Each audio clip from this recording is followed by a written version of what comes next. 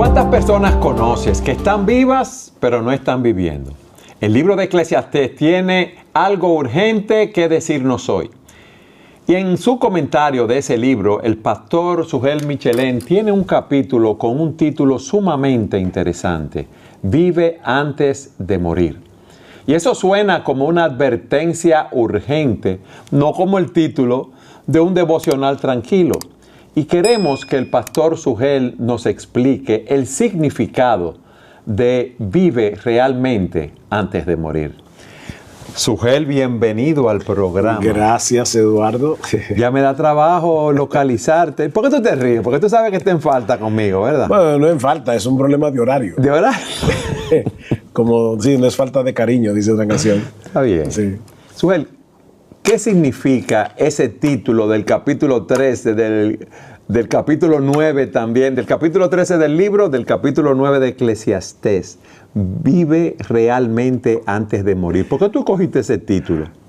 Porque la gente está viva y están viviendo. Yo creo que la clave está en la palabra realmente. O sea, tú puedes estar vivo porque estás respirando, porque estás existiendo, porque estás en una forma casi en piloto automático, haciendo todo lo que tú haces, como esposo, como papá, como una persona que tiene su trabajo, luego llega a la casa, al otro día la misma rutina.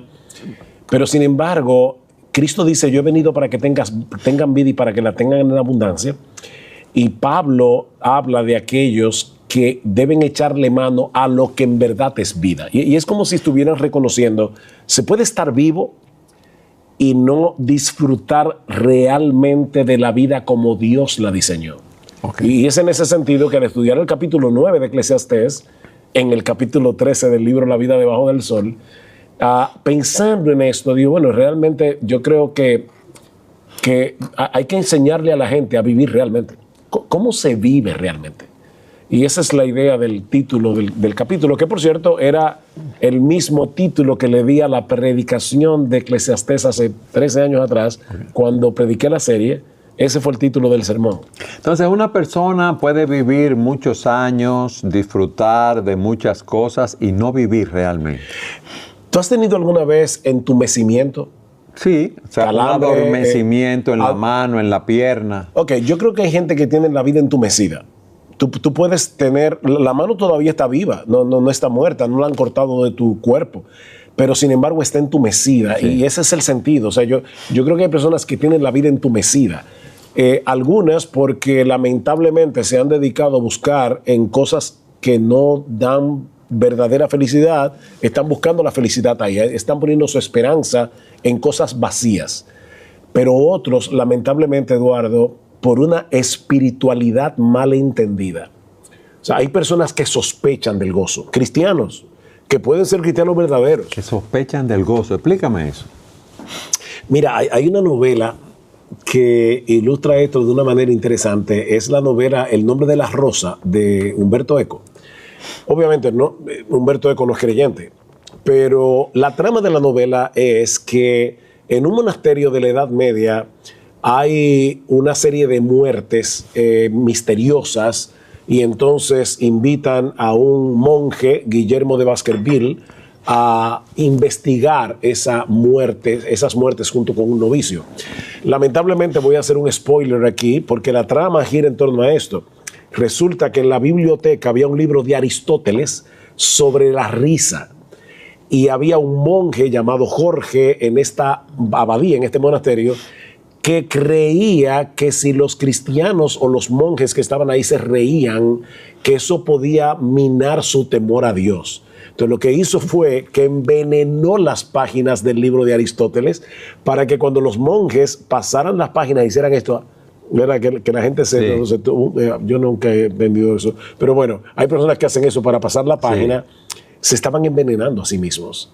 Ahora, fíjate, eso es, yo creo que esa novela de Umberto Eco, sin él pretendérselo, ilustra muy bien lo que es el legalismo, porque aquí tenemos a una persona que por guardar la santidad de Dios termina matando. Y no solamente termina matando, sino que por diferentes razones la biblioteca termina quemándose, y quemándose todo el conocimiento acumulado en esa biblioteca. Entonces yo creo que hay cristianos que por una espiritualidad mal entendida no disfrutan de las cosas que Dios creó para que las disfrutemos. Pablo dice, a los ricos de este siglo manda que no sean altivos, que no pongan su esperanza en las riquezas, las cuales son inciertas, sino en el Dios vivo que nos da todas las cosas en abundancia para que las disfrutemos. Dios nos dio la risa, Dios nos dio la música, Dios nos dio el sabor para que comamos con gusto. Dios nos dio el afecto para que podamos disfrutar de las amistades. Entonces, es verdad que yo debo ser santo, pero eso no elimina la realidad de que hay muchas cosas disfrutables de este mundo que disfrutarlas glorifica al que la creó, al que las creó. Sí, entonces, es como, perdona, que aquí tenemos dos extremos. Por un lado están aquellos que pretenden usar las cosas de este mundo como si fueran Dios. Y ahí es que está el problema. La idolatran. Idolatran las cosas de este mundo. Pero hay creyentes que viven sin disfrutar de las cosas disfrutables de este mundo porque lo ven como sospechoso. Y ahí no aplican lo que dice la Escritura de goza de la vida, disfruta de lo que Dios te ha dado, de lo que tú decías. De hecho, en el capítulo 9 de Eclesiastés, a diferencia de otros textos carpe diem que aparecen en Eclesiastés, hay 7 pasajes carpe diem. Carpe diem significa disfruta el momento. Y hay 7 pasajes carpe diem en Eclesiastés. El de Eclesiastés 9 tiene la particularidad de que dice, come tu pan con gozo. Y es un mandato en el hebreo. O sea, fíjate que no dice simplemente, aliméntate bien, porque eso es saludable. No, disfruta comer. Sí. Porque fue Dios que te dio las papilas gustativas para que tú puedas diferenciar lo dulce de lo amargo, para que tú puedas diferenciar texturas, para que tú disfrutes comer. La gula es pecaminosa porque la gula convierte la comida en un ídolo. Pero el hecho de que haya personas que usen mal la comida no quiere decir que tú no puedas usarla bien. No, y ese disfruta de lo que Dios te ha dado, disfruta de la comida, es porque tú has trabajado para tener esa comida en la mesa también, Sogel. Entonces come tu pan con gozo. Entonces, ¿cómo yo manejo esas dos cosas? Bueno, como yo te decía, hay creyentes que lamentablemente, creyentes sinceros, que viven como si la espiritualidad consistiera en sospechar del gozo, como si el mero hecho de disfrutar fuera mundano. Ya, se sienten culpables por eso. Se sienten culpables y eso no es bíblico. El gozo no debilita la santidad. El gozo no te distrae de Dios siempre y cuando tú los disfrutes en comunión con Él y en gratitud hacia Él. Te estás comiendo tu cheesecake y dices, wow, Señor, gracias por los ingredientes, porque a alguien se le ocurrió tomar esos ingredientes y convertirlos en un buen postre. Gracias porque hay personas que tienen la capacidad, Eduardo, de coger los mismos ingredientes con lo que tú hicieras una comida, pero esta persona lo hace y le echa una especie por aquí, una cosa por allá, y de repente sale un plato delicioso. Dios le ha dado esos talentos a esa persona. Bueno, dice la Biblia que Dios es el que nos da el aceite, el vino y el pan, dice en el Salmo 105. Sí. Ahora, no hay una mata de pan. No hay ríos de aceite, ni hay ríos de vino. Entonces la pregunta es, ¿quién convierte esos elementos que están en la naturaleza en pan, en aceite? El hombre. Dios le ha dado al hombre la capacidad de hacer eso. ¿Qué tú le dirías a esas personas que podrían sentirse culpables por disfrutar sanamente de lo que Dios nos da? Bueno, que se puede vivir para el placer sin Dios y se puede vivir con Dios sin placer. Al primero le diría, estás buscando y estás poniendo tu esperanza en algo que no produce, que es verdadera esperanza, porque los placeres de la vida no son Dios. Pero al otro le diría, oye, disfruta de los buenos dones que Dios te da en comunión con el dador. Ahí es que está la clave. Y por eso es que yo creo que este tema que estamos tocando hoy es tan importante, Eduardo. Porque yo creo que muchas personas tienen la idea equivocada de que el cristianismo es la religión del no. No hagas esto, no hagas esto otro. Y yo siempre he dicho que hay personas que se imaginan a Dios como un matagozo cósmico. Ajá. O sea, que Él está en el cielo viendo a ver quién está gozando demasiado para prohibírselo. No, Dios no es así. vuelvo y repito, Dios nos da todas las cosas en abundancia para que las disfrutemos, siempre y cuando no convirtamos esas cosas en ídolos. Es decir, para ser más claro, siempre y cuando tú no sustituyas a Dios por esas cosas. Alguien decía, mira, el día que te toque dormir en el piso porque no tienes cama, dale gracias a Dios y duerme en el piso. Pero el día que te toque la cama, dale gracias a Dios por la cama y duerme tranquilo. Yo no puedo pensar en cuántas personas en el mundo no tienen cama. Bueno, pero por alguna razón Dios a ti te dio la cama. Duerme en la cama tranquilo. No voy a dormir en el piso porque yo quiero identificarme con el dolor. No, óyeme, Dios a ti te dio cama. Disfruta de la cama mientras la tengas. Cuando te la quiten, dale gracias a Dios porque lo tienes a Él. O sea, mira, si tenemos a Dios y no tenemos nada, tenemos demasiado. Sí, tenemos todo en Él. Pero si el mismo Dios, que es tu Dios, te está proveyendo todos esos bienes, disfruta de esos bienes. Tú sabes muy bien, Eduardo, cómo uno se siente cuando uno tiene un amigo que uno quiere y hace un esfuerzo de comprarle el regalo que uno sabe que ese amigo quiere y de repente te da gracias. Y tú lo ves después, una camisa y nunca la usas. Es lo mismo que hacemos con Dios. Gracias, Señor. Gracias por la comida, pero yo no me la quiero comer porque yo voy a ayunar ahora. Bueno, es correcto ayunar. O me la como y no reconozco que viene de mano de Él. ¿Qué dice? ¿Cuáles son los dos extremos, perdón? Bueno, el extremo del hedonista y el extremo del legalista. El hedonista vive para el placer. El legalista sospecha de todo. Mira, Pablo dice en 1 Timoteo capítulo 4 que en los postreros días vendrán hombres que, teniendo cauterizada la conciencia, enseñarán doctrinas de demonios. Y uno dice, wow. O sea, lo menos que yo puedo esperar de personas que tienen una conciencia cauterizada y que están influenciadas por demonios es que enseñen cosas esotéricas, a ritos satánicos. No, esas personas que tienen cauterizada la conciencia y que van a enseñar doctrinas demoníacas son los que van a prohibir casarse y abstenerse de alimentos que Dios creó, dice Pablo, para que con acción de gracias participen de ellos los creyentes y los que han conocido la verdad. Porque todo lo que Dios creó es bueno, pues es santificado por medio de la oración, de la acción de gracias. Cuando yo digo, Señor, gracias por esta comida que me voy a comer, eso es bueno. Decirle a un cristiano que lo mejor es que no coma, a menos que tú estés ayunando. Yo no estoy en contra del ayuno, para que nadie me malinterprete. Hay momentos en que tú debes abstenerte de ciertas cosas para dedicarte por entero a la oración. Momentos de aflicción, momentos de gran necesidad. Es correcto ayunar. Yo estoy hablando de la vida normal, Eduardo, de la vida regular. Come tu pan con gozo. ¿No es lo que dice Eclesiastés 9? Goza de la vida con la mujer que Dios te dio. Goza de la vida con la mujer que Dios te dio. No, yo voy por la vida. Mientras más aburrido, más santo. No, eso no es bíblico. ¿Cómo yo puedo saber si estoy disfrutando correctamente o estoy haciendo un ídolo de las cosas que Dios me ha dado, que lo están sustituyendo a Él? Ok, tú puedes disfrutar una comida y dar gracias. Tú puedes disfrutar de tu familia y dar gracias. Tú puedes descansar confiando en Dios. O sea que cuando tú te duermes, el mundo va a seguir funcionando. Qué humillante es caer dormido, porque el mundo sigue igualito, aunque tú no lo estés gobernando, porque Dios gobierna. Entonces, mientras yo pueda hacer todo eso, dándole gracias a Dios y en comunión con Dios, yo estoy en el camino correcto. Es una regla muy simple. Fíjate que yo no te estoy hablando, Eduardo, de nada súper profundo que solamente un físico cuántico puede entender. Óyeme, tú puedes darle gracias a Dios. Si tú no puedes darle gracias a Dios por algo que tú vas a hacer, no lo hagas. Wow.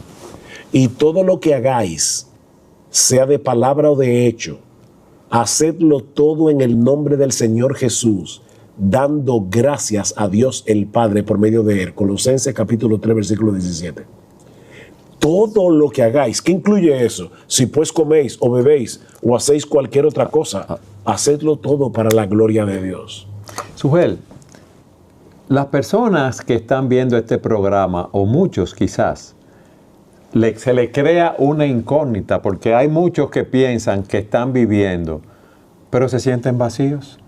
Y creen que ellos quieren o creen que se están llevando el mundo por delante, pero cada vez que consiguen una de las metas, de los objetivos que se han propuesto, se dan cuenta que la felicidad que buscaban ahí no la encontraron. ¿Y entonces? Mira, la función de Eclesiastés es decepcionarte antes de darte esperanza. Qué buena descripción la tuya. Sí, fíjate. Tú estás animando a la gente para que lea el libro. Sí, para que lo lea, porque mira por qué es importante decepcionarte al principio. Tú tienes aquí varios globos. Quiero usar el nombre más genérico que me puedan entender en toda América Latina y en el mundo de habla hispana. Tú tienes aquí globos: el globo del éxito, el globo del trabajo, el globo del dinero, el globo del placer. Entonces tú idolatras eso porque tú crees que ese globo es toda tu vida. Y Eclesiastés viene con una aguja y hace ¡puf! Va explotando todos los globos. Va explotando todos tus globos. ¿Para qué? No para dejarte en el aire, sino para decirte, oye, es que estás poniendo todas tus canastas en el lugar, todos tus huevos en una canasta equivocada. Nadie pone su dinero en un banco que sabe a ciencia cierta que va a quebrar mañana. Ok, este mundo está quebrado por causa del pecado. Este mundo está maldito por causa del pecado. No pongas tu esperanza en aquello que perece. Entonces, en ese sentido, aquí tenemos creyentes que tal vez nos están viendo ahora, creyentes evangélicos que necesitan arrepentirse de sus excesos. Tal vez hay creyentes que sin darse cuenta han sido arrastrados por la comida, han sido arrastrados por el placer, han sido arrastrados por lo que sea y deben descubrir el ídolo. ¿Cómo termina Juan? Hijitos míos, guardados de los ídolos. Los cristianos tenemos que guardarnos de los ídolos. Pero, Eduardo, yo creo que hay creyentes que tienen que arrepentirse de su falta de gozo. O sea, así como hay creyentes que deben arrepentirse de sus excesos, hay creyentes que deben decir, Señor, perdóname, porque yo no he estado usando adecuadamente los buenos dones que tú nos has dado. Si te acuerdas, en ese capítulo del libro de La vida debajo del sol, hay una cita de ex Swain, el apellido es un poco raro, Swain, Swain es el apellido, que él dice, todos nosotros llevamos el Edén en las venas. Y la idea es, nosotros fuimos creados para vivir en un mundo perfecto. Y en ese mundo perfecto dice que Dios hizo todo árbol agradable para los ojos, hizo muchísimas frutas diversas y le dijo al hombre, mira, disfruta de todo eso. Y todos nosotros tenemos esa nostalgia de un Edén que perdimos. Es verdad que vivimos en un mundo caído, pero todavía hay placeres edénicos como el matrimonio, la comida, los amigos, el sexo legítimo y todo, la comida, qué sé yo, la risa. Hay placeres edénicos que podemos disfrutar siempre que sea en el marco de la voluntad de Dios y sin sustituir a Dios. Entonces, como te decía, yo creo que hay creyentes que ojalá que viendo este programa digamos al Señor, perdóname porque tú viniste y me diste un regalo y yo lo desprecié. En ese capítulo el predicador habla mucho de la muerte. ¿Cómo tú pones eso en relación al gozo que debemos disfrutar? Si me está hablando de la muerte continuamente. Es interesante porque la forma como el autor de Eclesiastés habla de la muerte no es morbosa. O sea, no es total o morbosa o ¿cómo diríamos? Fatalista, como total, si nos vamos a morir todos. No. De todo lo que te viniere a la mano, hazlo según tus fuerzas, dice en el capítulo 9. Sí. Y la idea es esta, precisamente porque te vas a morir, disfruta y usa bien la vida mientras la tienes. O sea que en vez de verlo como con cinismo, era la palabra que estaba buscando ahorita, cínicamente, como, y ya, ¿qué importa? No, estoy vivo. Y porque estoy vivo, primero debo vivir para la gloria de Dios, sirviéndole al Señor, predicando su palabra, compartiendo el evangelio, leyendo su palabra. O sea, debo hacer lo que debo hacer para el Señor. Pero también debo disfrutar en el camino de las buenas cosas que el Señor nos provee, sabiendo que me voy a morir un día. O sea, la muerte sí es verdad que es una sombra sobre nosotros, pero que debe llevarte a decir, entonces, déjame disfrutar este día que yo tengo ahora mismo, porque este es el día que yo tengo ahora. Pero es un tema en el cual las personas no quieren ni siquiera pensar, Sujel. No, las personas prefieren, ¿cómo se llama? No pensar en el hecho de que nuestra vida tiene un límite, pero pensar en que la vida tiene un límite te va a llevar a vivir con sabiduría. Sí. Recuerda la oración de Moisés en el Salmo 90, Señor, enséñanos a contar de tal manera nuestros días que traigamos al corazón sabiduría. Entonces, en ese sentido, mira las cosas que tienes como regalos del buen Padre que está en los cielos y que nos dio a Cristo, que es el mayor regalo, y disfruta esas cosas sin culpa y sin idolatrar. Ahí está el balance que tú me preguntabas hace un momento, la tensión. Disfrútalo sin culpa, pero disfrútalo sin idolatrar. Ahí que está el punto. Sujel, hay algo que los teólogos llaman el misterio de la providencia de Dios. Dios es soberano.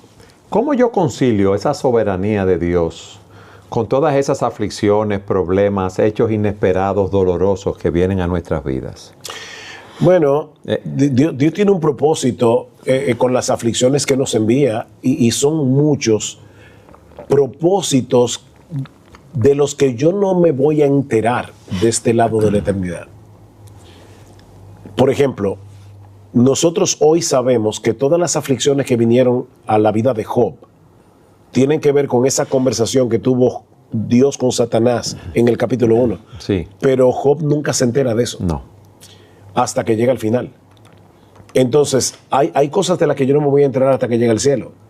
Pero, dice Eclesiastés, en el día del bien, goza del bien. En el día del mal, considera. Porque Dios creó tanto lo uno como lo otro.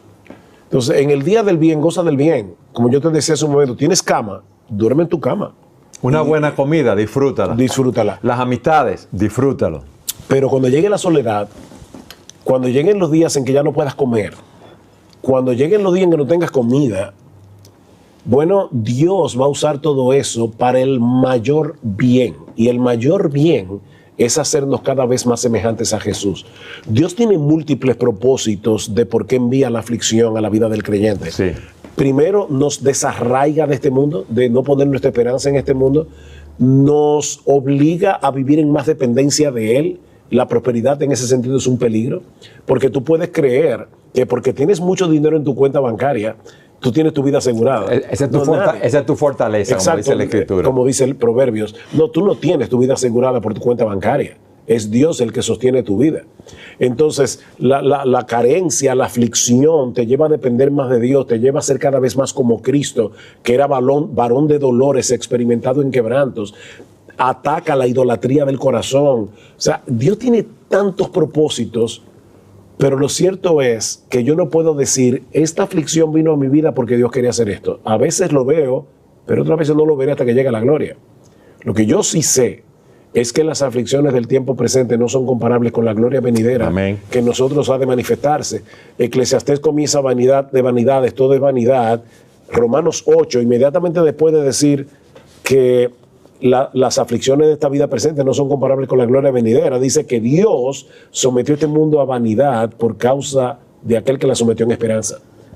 Entonces, el hecho de ver en este mundo tantas cosas que no funcionan bien, me dice, ok, ya yo sé que mi esperanza no puede estar en este mundo, de ninguna manera. Yo puedo disfrutar de las cosas de este mundo, pero yo no puedo poner mi esperanza en este mundo. Y eso me va a llevar a poner mi esperanza en el lugar correcto.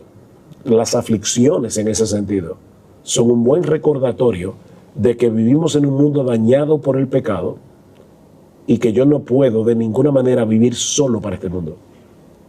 Amén. Sujel, ¿cuál es la relación de disfruta de la vida y el matrimonio, según Eclesiastés?